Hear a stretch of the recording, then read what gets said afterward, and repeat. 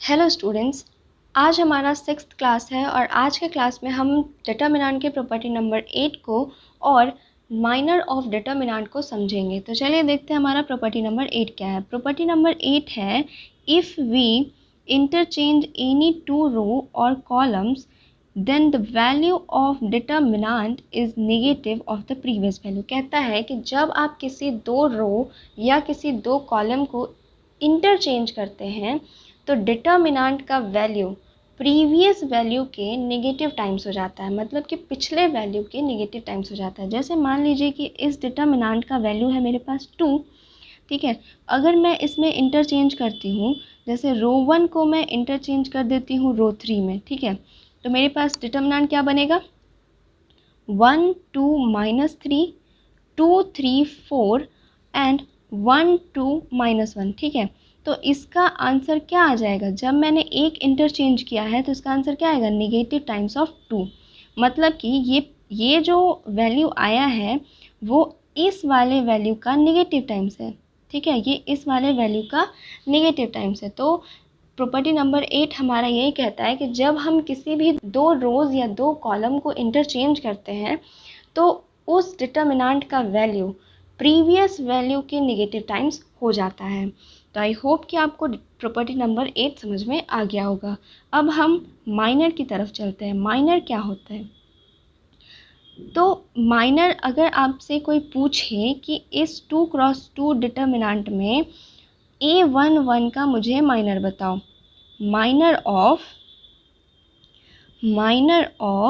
A11, तो minor को हम डिनोट करते हैं M11 से।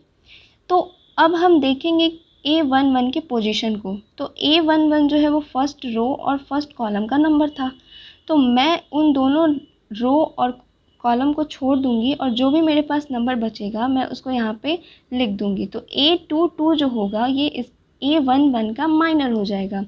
वैसे ही मैं अगर माइनर ऑफ A21 के लिए निकालूं तो क्या बनेगा, A21 के लिए भी मैं वही चीज़ करूँगी, इसके पोजीशन को देखूँगी। तो ये मेरे पास सेकंड रो का है और फर्स्ट कॉलम का नंबर था, तो मैं उन दोनों को छोड़ दूँगी और जो नंबर मेरे पास बचेगा वो इसका क्या हो जाएगा, माइनर हो जाएगा। तो A21 के लिए जो माइनर बना मेरा वो क्या बना, A12। वैसे ही मैं सारे नंबर्स के लिए कैलकुलेट कर सकती हूँ माइनर को। डिटर्मिनेंट में हम सारे नंबर्स के लिए माइनर को कैलकुलेट करते हैं, ठीक है।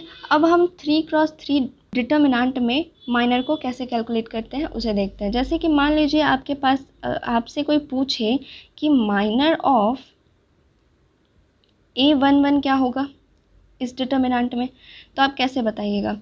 तो A11 के लिए आप सेम वही काम करेंगे, इस रो को और इस कॉलम को छोड़ देंगे और बाकी जो बचेगा मैं उसका क्या करूँगी, डिटर्मिनेंट निकाल दूँगी। जैसे M11 जो है वो क्या निकल के आएगा मेरा, वो निकल के आएगा A22 A23 A32 and A33, ठीक है, ये आएगा। अब मैं इसको कैलकुलेट करूँगी ना, तो इसको कैलकुलेट कैसे करेंगे, 2x2 का एक डिटर्मिनेंट है तो कैलकुलेट हम क्रॉस मल्टीप्लिकेशन से करते हैं।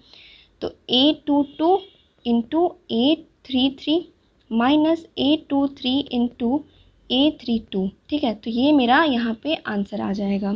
तो वैसे ही हम सारे नंबर्स के लिए इसके लिए भी कैलकुलेट करते हैं। तो आज के लिए बस इतना ही, मिलते हैं अपने नेक्स्ट वीडियो में, तब तक के लिए बाय बाय।